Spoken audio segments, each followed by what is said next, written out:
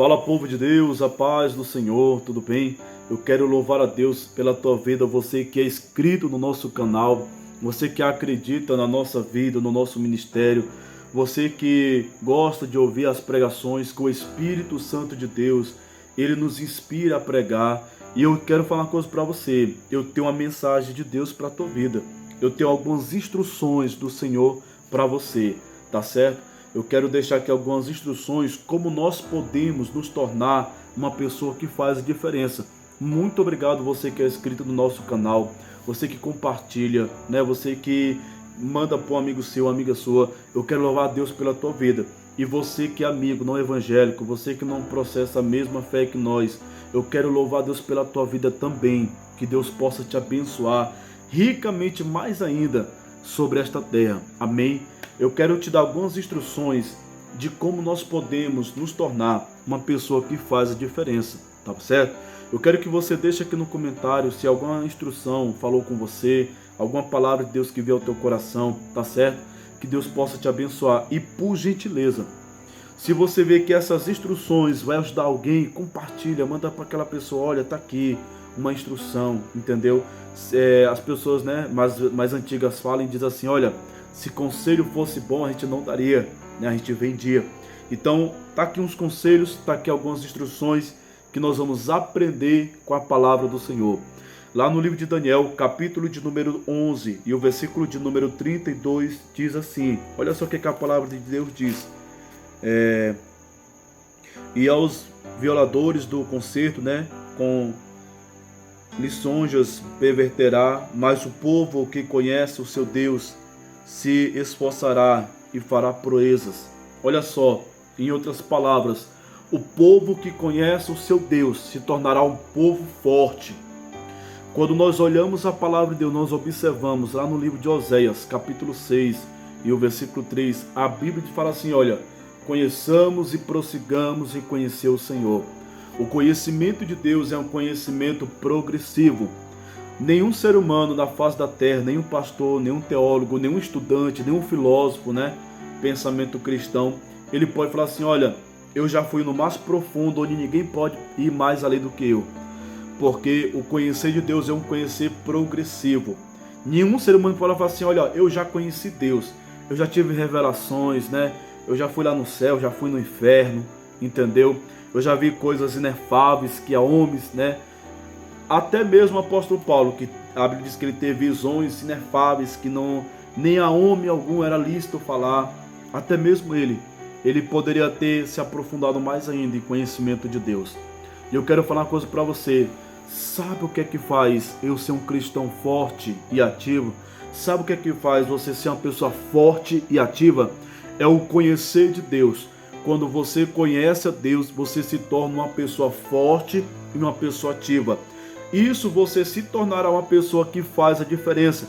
Você quer fazer a diferença na igreja, na sua casa, no seu trabalho, na sua escola, na sua vida pessoal. Porque a Bíblia fala assim, a Bíblia lá em Hebreus capítulo 12, se não me engano, diz que nós estamos cercados de uma tão grande nuvem de testemunhos. Então, como nós podemos fazer a diferença? Nós nos tornamos uma pessoa que conhece o seu Deus. Mas eu não falo só de você ir na igreja, eu não falo só de você ir em um culto, de você participar das reuniões de culto, de ação de graça na sua casa. Eu falo de você realmente conhecer a Deus na intimidade. Você realmente falar assim, olha, eu quero conhecer o meu Deus. Né? O pastor conhece o seu Deus na intimidade dele, o fulano conhece, o irmão ciclano conhece, mas eu quero conhecer o meu Deus. O Deus já fez maravilhas na vida de Moisés, de Elias, dos profetas da antiga aliança, da nova aliança, mas agora eu quero conhecer o meu Deus. Eu preciso buscar uma experiência com Deus. Eu quero falar uma coisa para você. Busque uma experiência com Deus para mudar e para marcar a sua vida. Busque conhecer o Deus que você serve de verdade. Seja amigo de Deus, seja íntimo de Deus. Né? Billy Graham diz uma frase que diz assim, olha, ore, não até Deus ouvir a tua voz, mas até você ouvir a voz de Deus. Ore, até você e Deus serem amigos íntimos. Louvado seja o nome do Senhor Jesus. Bom, eu quero falar de alguns exemplos de pessoas que são fracas, né, e pessoas que são fortes. De uma geração fraca e passiva, de uma geração que é forte e ativa. A primeira pessoa que eu quero dar um exemplo é Ló. Um exemplo, né, de Ló, porque Ló, ele, na verdade, Ló não conhecia Deus. Ló, ele era levado por Abrão. Abrão conhecia Deus. Abrão ouvia a voz de Deus. Deus falava com Abrão. Abrão levantava altar a Deus, né? Que lá na frente dela vai se tornar Abraão. Mas no tempo de Ló, que a Bíblia vai falar, né? Abrão. Então o que que acontece? Abrão ouvia a voz de Deus. Abrão levantava altar a Deus. Deus dava vitória para Abrão, entendeu? E Ló é aquela pessoa que era carregado, né? Por outra pessoa. Você conhece alguém assim? Alguém que é carregado pelas pessoas, alguém que precisa pegar ele pelo colarinho da camisa e falar assim, olha, vamos orar, se acorda, se desperta. Você conhece alguém que ele só ora porque alguém ora com ele, ele só canta, louva a Deus se alguém louvar com ele, ele só vai na igreja se alguém levar ele para a igreja. Você conhece alguém assim? Chama-se pessoas que são fracas e passivas, pessoas que não querem conhecer o seu Deus, pessoas que não querem ter uma experiência com Deus. E você não pode ser assim. Ló é um exemplo de uma geração fraca e passiva. Ló é um exemplo de pessoas fracas e passivas, que não conhecem o seu Deus e não buscam ter uma experiência com Deus. E detalhe, uma pessoa que ele é fraca e passiva, uma pessoa que não conhece o seu Deus, ele se torna uma pessoa, meu querido, uma pessoa que ele não consegue vencer as suas próprias batalhas na vida. Porque quando a Ló foi levado pelos reis, né, que venceram as batalhas, Abrão teve que se levantar com mais 318 homens e por um milagre Deus deu vitória para Abrão. Mas uma pessoa que ele é fraco e passivo não consegue vencer as suas próprias batalhas. É necessário uma pessoa entrar na guerra por ele, é necessário uma pessoa entrar na batalha por ele, é necessário uma pessoa que conhece a Deus ajudar ele, senão ele vai morrer na praia igual camarão.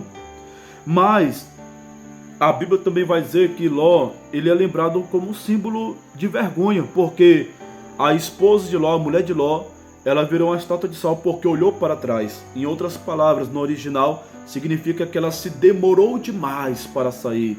Ela ficou apegada demais às coisas que ficou ali na sua casa, na sua terra. Então, a esposa de Ló, a mulher de Ló, se tornou um símbolo de vergonha e um exemplo para todo mundo de vergonha. O próprio Jesus fala assim, olha, lembrai-vos da mulher de Ló. Mas só que Ló era casado com ela, então se nós lembrarmos da mulher de Ló, nós podemos também nos lembrar de Ló, porque os dois são um só. Então, como você quer ser lembrado? Você quer ser lembrado como um símbolo de honra, né? Como um símbolo de não de vergonha, mas de alegria? Ou você quer ser lembrado como Ló, um símbolo de desonra, um símbolo de vergonha? Mas a Bíblia não fala só de pessoas fracas e passivas, mas a Bíblia vai falar também de pessoas fortes e ativas. E um primeiro exemplo que eu quero citar aqui é Moisés. Por quê? Porque Moisés, a Bíblia vai falar o seguinte, que Moisés teve um momento na vida dele, por mais que ele foi criado no Egito, aprendeu todas as ciências, era um homem super intelectual, entendeu? Era um homem bastante respeitado, mas a Bíblia vai dizer que Moisés, ele se recusa a ser chamado filho da filha de Faraó. Olha só, ele se recusa a ser chamado filho da filha de Faraó. Eu acho lindo e interessante isso, porque é a mesma coisa, nós trazendo para o nosso dia de hoje, é a mesma coisa que ele fala assim, olha, eu não sou desse mundo, eu não sou do Egito, eu não sou desse mundo. A minha pátria não é aqui, a minha pátria é no céu. Louvado seja o nome do Senhor Jesus. Assim também eu posso dizer, e você também pode dizer, você é uma pessoa que quer fazer a diferença, coloque dentro do seu coração e fale assim, olha, a minha pátria, o meu objetivo não é aqui na terra, não é morar aqui na terra para sempre, mas é no céu. Eu me lembro das palavras de Jesus que diz lá no livro de João, capítulo 14, versículo 1, não se turbe o vosso coração, credes em Deus, crede também em mim, na casa de meu pai há muitas moradas. E se não fosse assim, eu vos teria dito, pois eu vou preparar lugar. E quando eu preparar um lugar, eu voltarei e eu vos levarei para mim. Para onde eu estiver, vós estejais também. Nós temos uma promessa.